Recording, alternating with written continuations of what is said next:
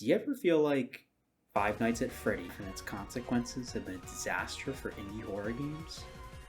But like, for real, indie horror games have been kinda in a weird spot ever since that fateful day in 2014 when Scott Cawthon figured out he could print money by making a minimum wage simulator every other year. And I can't help but feel that everyone else is trying to jump on the same exact mascot horror train. Not to be all, things were better when I was younger, but gone are the days of downloading a free RPG Maker translation that were made solely out of the kindness of some stranger's heart.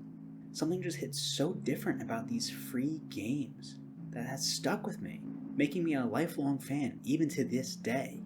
But I'm here to tell you that there's still good indie horror experiences out there, some even for the low price of free. Today, I'm going to give you an overview of some free games I think need more eyes on them. For structure's sake, let's say we order them from least scary to most scary. These are just going to be overviews. I encourage you, if there's anything that catches your attention, just go ahead and download the games. They're all free and they're all on Steam. Just to be clear, when I say scary, I'm not referring to Strut my way. I'm talking like that good stuff or something.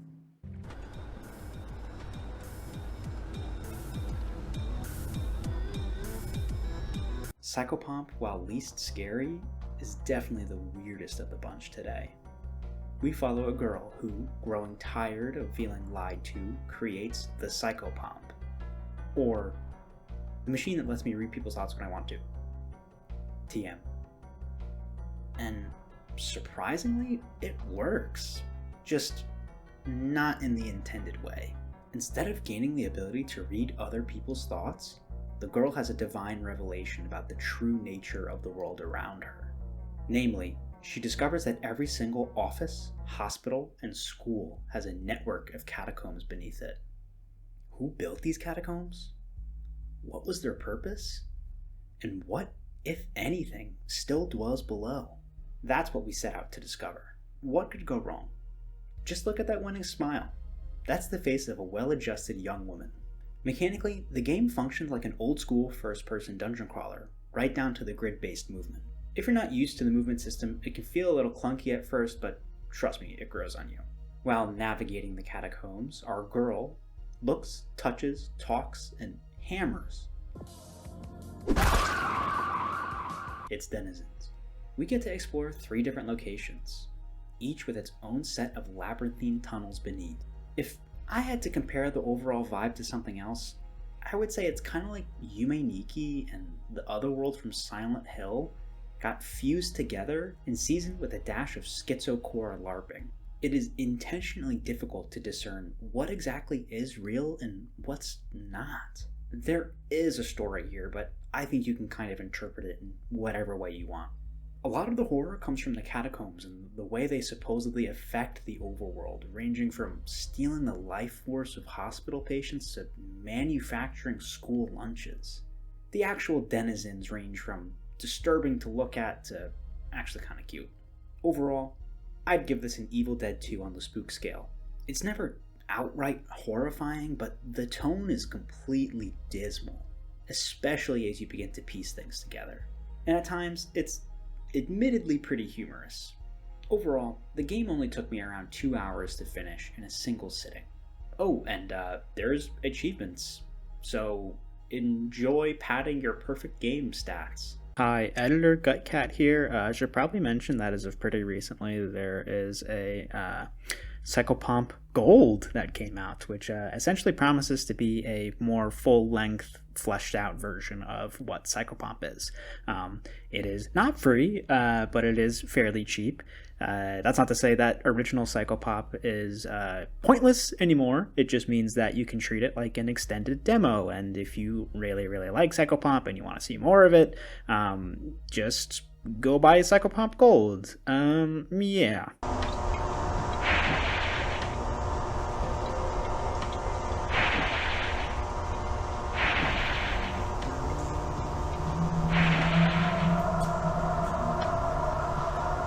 Do you like dolphins? Not like that. More like this. My feelings about Blood Orange are biased because I find dolphins freaky as hell. especially these river dolphins. They just wig me out. I mean, look at these pictures. This does not look like a benevolent entity. If you feel the same, then Blood Orange may be up your alley. Originally made in 1 month, Blood Orange follows the biologist Nora in her search for the elusive Amazonian razorback dolphin. Nora's search has not been going well, a fact that her colleagues won't let go. But she swears there's something out there. She can feel it. Between the underwater megaliths and the resurfacing trauma, perhaps she may have discovered more than she bargained for. Mechanically, we're looking at your typical RPG Maker horror affair. Much like the greats of the genre, we explore the narrative and solve some puzzles at our own pace. Roaming the overworld is occasionally broken up by documenting the wildlife. This is done with a little mini-game where you just gotta time it right. It's really not that hard, but the real genius lies with how they build tension. We have to wait to develop the photos when we surface. And the tension that is created while you wait for something so simple is unreal, especially because you never quite know what you're actually going to see. It's a big ass fish. Honestly, the surface segments as a whole are great. While you would think the surface is the only place that truly feels safe, the respite you get is never really restful. Nora's world outside of her little crusade begins to fray at the seams over this entire expedition. Over the radio, the expedition team that brought her here clamors and begs to return home, with or without her. And what's more, strange messages seem to be making their way through from a different source. I know the dolphins and thalassophobia are front and center here, but I would describe the game as more of a psychological horror overall, with a dash of cosmic horror thrown in to taste. I would rate this slightly under a Signalis on the spooky scale. There are 4 endings, all of which I clocked in at a little over an hour. And hey, there's only 10 achievements, so enjoy another free perfect game.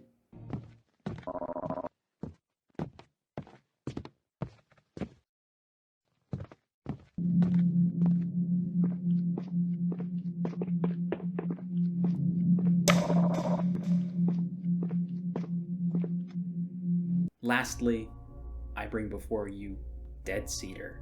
Dead Cedar is probably the most traditionally scary game of the day, and by that I mean it had the most moments that made me go. We follow Jesse Vincent, a young, well-adjusted man returning to his abandoned family home in preparation for his father's return. There's just one small issue. Jesse has never been in the basement. This is one of those narratives where it gets drip-fed to you and it doesn't really make sense until you've got all the puzzle pieces on the table in front of you, so I'm not going to say anything else. Overall, I'd say it feels like if Amnesia: The Dark Descent was developed alongside the certified hood classics of the survival horror genre. In the end, it's a glorified key hunt, but it doesn't pretend to be anything more. In particular, the level design here is fantastic. It has the advantage of taking place all in one location, and with the amount of backtracking you do, you'll end up knowing the place like you built it, which will help considerably with how dark and claustrophobic things get. It's not an exaggeration to say that there are several moments where you're walking in the dark, navigating with just a pinprick of light on the other end of the room. And I'm not going to talk about the scares too much because this really is a game that benefits from being as blind as possible, but let's just say they scary and leave it at that. I should rip this band-aid off right now. Dead Cedar uses tank controls without gamepad support. At first, this doesn't feel too good, and the dev knows this. He did it on purpose. He admits as much in his patch notes. While we're on the topic of the dev, this was made by Zeekers, of Lethal Company fame, so you've got something going on here. The most impressive part is the pacing. You have sprint available to you from the very beginning, and you don't have a stamina bar or anything. You can sprint from frame 1 until the credits roll, but the house makes you so uncomfortable that you can't help but just creep along in the dark. I also think the sound design bears mentioning. While purposely disorienting at times, it does an excellent job of keeping you on edge. It's all diegetic, so there's never any sort of string quartet in your ears letting you know that you need to be scared or something bad is about to happen.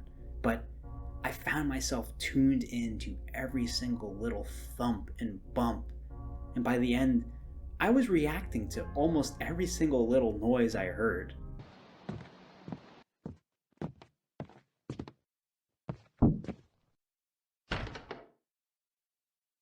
There are some audio stings, but they're so few and far between, and they're really not loud enough to make you jump or anything. They're kind of just there for flair. Some of the scenarios can be a little tedious, so I recommend you save, especially when the game threatens you to. Lastly, in keeping with today's theme, there's only one achievement, so enjoy padding your stats a little bit more.